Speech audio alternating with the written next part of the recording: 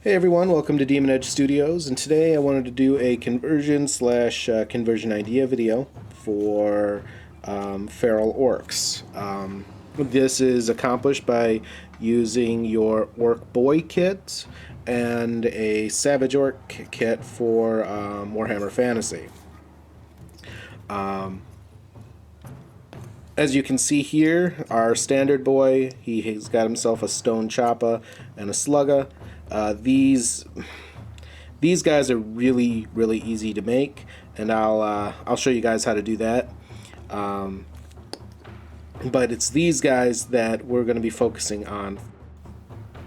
For our first step, using the Savage Ork kit, we're going to be picking out the miniature / pose we want for our mini. So go ahead, pick out whichever one you want, clip it out, and that's the one we're going to be working with today. We've decided to use this particular mini.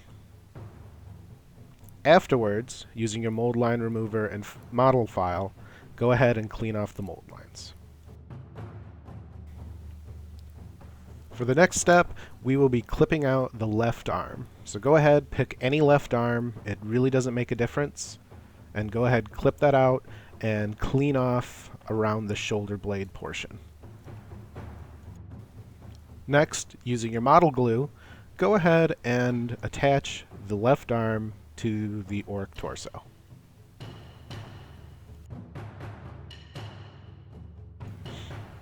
After our model is dried, we will begin the cutting / scoring portion of our conversion. The premise behind this is to cut the shoulder blade essentially in half, like so. We're going to be cutting downwards, following the form of the body, so that we can attach the new orc arms and make it look like a part of the original model. As always, whenever using an X-Acto knife, be incredibly careful, and I highly suggest using a cutting mat underneath.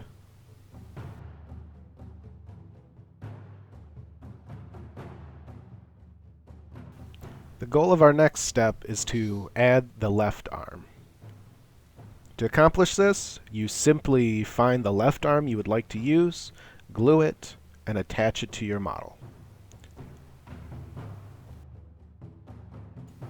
Next, we will take our model file and sand down the left shoulder blade. We do this to make a more natural progression from the left arm to the torso.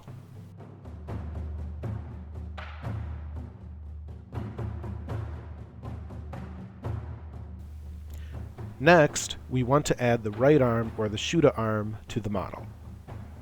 To accomplish this, we are going to be cutting down the right shoulder blade on the torso.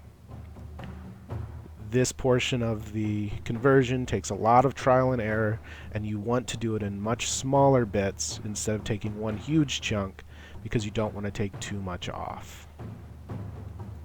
Your end result should look something like this. There will be gaps, but we will fill those in later. Before we glue the arm onto the torso, we will want to sand down the shoulder blade. This is to give yourself the maximum area that you can attach the shoulder arm to the torso. Next, we will put glue onto the shoulder arm and attach it to the torso. If you have any glue accelerator, this is the perfect time to use it, as it will speed up the drying process. So let it dry, and we will move to the next step. Next, using green stuff, we will fill in all of the gaps that may have been created by our converting. Please check the link on the video now, and that will be a tutorial on how to use green stuff to fill in gaps. Alright, so we green stuffed the shoulder blades for our shooter boy, and he looks, I think he's looking pretty damn good. You can't really even see the crack especially when he's primed and painted. You won't even be able to notice it. There is another method to filling that crack. I personally don't really recommend it, simply because I'm not a big fan of the method. But it's using a gap filling glue. It's kind of a thicker glue that will dry solid. I mean, well, all glue dries solid, but it fills in gaps. I've had mixed results with it. For smaller gaps, maybe. Personally, if you have green stuff and you have any experience using green stuff, I highly recommend using that. So there's that. Now, let's do the super, super amazingly difficult way of making your standard Choppa boy, Slugga boy, your regular Ork boy.